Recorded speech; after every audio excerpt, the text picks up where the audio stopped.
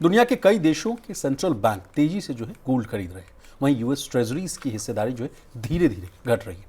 हालत ऐसे हो गए हैं कि विदेशी रिजर्व में सोने की जो कुल वैल्यू अब लगभग जो है यूएस ट्रेजरीज के बराबर पहुंच गई।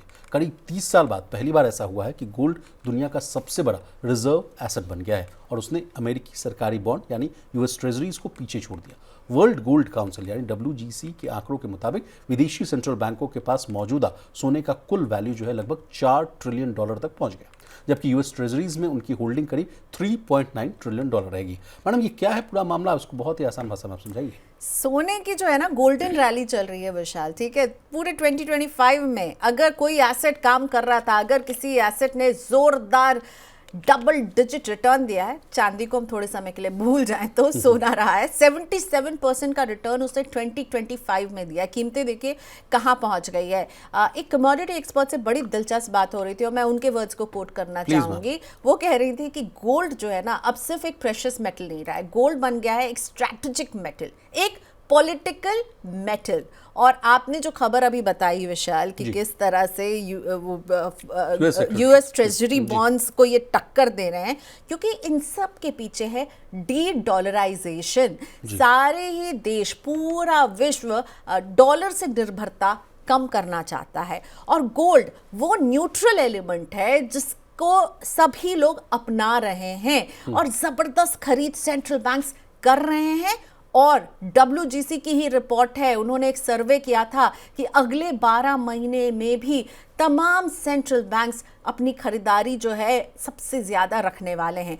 14वां कंसेक्यूटिव महीना रहा जब पीपल बैंक ऑफ चाइना जो है उसने अपने गोल्ड रिजर्व को बढ़ाया है। भारत बढ़ा रहा है, कौन सा देश है जो नहीं बढ़ा रहा है? एक अगर मैं आपसे बात पूछूं कि आप जानते हैं 2025 में किस देश ने सबसे ज्यादा गोल्ड खरीदा? एक ऐसे देश का नाम मेरे सामने आया, पोलैंड ने सबसे ज्यादा। साउथ कोरिया क्या कर रहा है? बहुत समय से उसने गोल्ड खरीदना बंद कर दिया था, अब उसने फिर से शुरू कर दिया है। कोरिया खरीद रहा है, ब्राजील खरीद रहा है, अब पोलैंड। इसी से अगला सवाल मैं आपसे ये पूछना चाहता हूं कि तमाम देश जो हैं वो क्यों भाग रहे हैं इस पीली धातु के पीछे? क्योंकि उनको डॉलर से अपनी निर्भरता जो है वो कम करनी है। ट्रम्प साहब की नीतियों से जो है उनको भी डर लगता है और डॉलर पे बहुत ज्यादा निर्भरता। मैडम की जो सैंक्शंस का डर है वो कहा जा रहा है कि आप तमाम एसेट्स को लेकर जो है आप सैंक्शन कर देंगे, डॉलर को लेकर कह देंगे, ट्रेजरीज को लेकर कह देंगे, बॉन्ड्स को लेकर कह देंगे, लेकिन गोल्ड पर तो आपका आधिपत्य नहीं है, आप इस पर सैंक्शंस तो नहीं लगा सकते। एक न्यूट्रल एलिमेंट है और जियोपॉलिटिकल टेंशन अभी भी बने हुए। खुद हम अब वेनेजुएला में देख रहे हैं और उसके बाद ट्रम्प साहब के जो हर दिन नए नए बयान आते हैं। और मैं पहले कहती थी कि उनकी कथनी और करनी में बहुत फर्क होता है, पर अब मुझे लगता है कि उनकी कथनी और करनी अब कहीं कहीं मिलने लगी। वेनेजुएला को लेकर उन्होंने जो कहा कर दिखाया। भाई मैडम, आप माफी चाहूंगा, आपको रोक रहा हूं। आज ही देखिए बहुत ही बुरी खबर आती हुई दिखी भारत को लेकर। कहा गया कि जो भारत के प्रधानमंत्री है मोदी साहब, उन्होंने फोन नहीं किया, इस वजह से जो है इंडिया यूएस के बीच में जो ट्रेड डील वो नहीं हो पाया। ये देखिए कितना बड़ा मामला, जबकि पहले हम लोग कह रहे थे कि मदर ऑफ ऑल डील्स करते हुए नजर आएंगे। जब शुरुआत में पिछले साल की मैं बात कर रहा हूं, फरवरी के समय के आसपास कहा जा रहा था कि India will be the first country जो सबसे पहले अमेरिका के साथ जो है डील करता हुआ दिखेगा। एक साल बीत गया हमें ये इंतजार करते करते। एग्जैक्टली, और अब तो कोई पता ही नहीं चल पा रहा है कि डील होगा भी या नहीं हो पाएगा। और उसके ऊपर से ट्रंप के जो बयान आ रहे हैं, जिस तरह के उनके वो मौकरी भरे वीडियोस हम देख रहे हैं, इन सब से तो लग रहा है कि मामला अभी लंबा खिंचता हुआ ही नजर आ रहा है। और ऐसे में चाहे भारत हो, चीन हो, ब्राजील हो, पोलैंड हो, सभी जो है अपने गोल्ड रिजर्व को और पुख्ता बना रहे हैं, क्योंकि जैसा मैंने कहा ये एक स्ट्रैटेजिक और पॉलिटिकल वेपन बन रहा है। डॉलर से आत्मनिर्भरता कम करनी है। गोल्ड सभी के लिए एक बराबर है उसकी प्राइस। डॉलर और रुपी जो है या डॉलर और यूरोस के बीच का जो अंतर है वो गोल्ड में नहीं रहता ना। गोल्ड सबके लिए एक समान उसकी वैल्यू है। चाइना तो एक कदम आगे जा रहा भाई, वो खरीद तो रहा ही है चाइना, प्लस वो दूसरे देशों को स्टोरेज फैसिलिटी दे रहा है, जिससे कि वो दूसरे देशों के सोने को भी रख रहा है। तो गोल्ड को लेकर के अभी हम एक्शन और देखने वाले हैं। और कमोडिटी एक्सपर्ट्स और मॉर्गन स्टैनली की भी एक बड़ी रिपोर्ट आई थी कि भाई गोल्ड के प्राइसेस में वो मॉर्गन स्टैनली तो कह रहा है कि जून तक जो है ये $4,500 पर होगा। मेरी जो कुछ भारतीय कमोडिटी एक्सपर्ट से बात हो रही थी, उनका आउटलुक ये है कि गोल्ड 2026 में $4,900 यानी $5,000 पहुंच जाएगा। तो गोल्ड में जो है गर्मी बरकरार रहने वाली है, तेजी बरकरार रहने वाली है। जियोपॉलिटिकल टेंशन, साथ में टैरिफ को लेकर के जो टेंशन है, साथ में हमें नहीं भूलना चाहिए लुढ़कता हुआ हमारा रुपया डॉलर के सामने, ठीक है। तो इन सब के बीच में गोल्ड को अच्छी खासी तेजी मिल रही है। वर्ल्ड गोल्ड काउंसिल कह रहा है, सारे ही सेंट्रल बैंक्स अगले 12 महीने में कह रहे हैं कि हम गोल्ड को और खरीदेंगे। सेंट्रल बैंक्स की अग्रेसिव बाइंग 2025 में करीब 1000 टन जो है सोना जो है सेंट्रल बैंक खरीदते हुए तो वो नजर आएंगे ही, लेकिन आगे भी जो है इस दर में जो है कंटिन्यूटी देखने को मिलेगी। मैं आपको बताना चाहूंगी, जूलिया डू को मैं पढ़ रही थी, ये सीनियर कमोडिटी स्ट्रेटेजिस्ट हैं आईसीबीसी स्टैंडर्ड बैंक में। इन्होंने ये कहा था कि सेंट्रल बैंक्स जो है वो गोल्ड परचेज कर रही हैं, जिसके पीछे दो वजह हैं।